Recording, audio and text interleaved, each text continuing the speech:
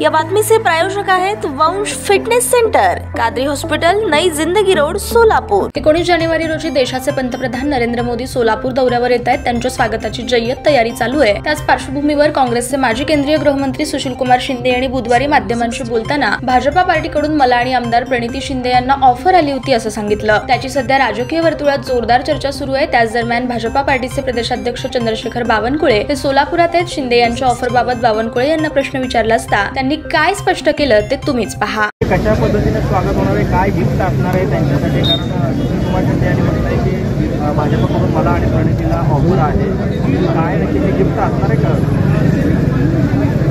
मी आपल्याला अत्यंत जबाबदारीने सांगतो आहे, कुठली ऑफर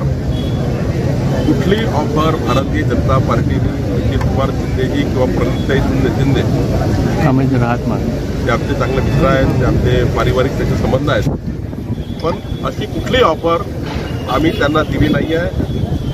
आणि चुकीच्या बातम्या या वर्तमानपत्रातून आणि मीडियाच्या माध्यमातून जात आहेत। भारतीय जनता पार्टीने कुठली ऑफर प्रणितीजी किंवा सुशीलकुमारजीला दिली नाही। ताज्या बातम्या पाहण्यासाठी प्राईम महाराष्ट्र न्यूज चॅनलला सबस्क्राईब करा।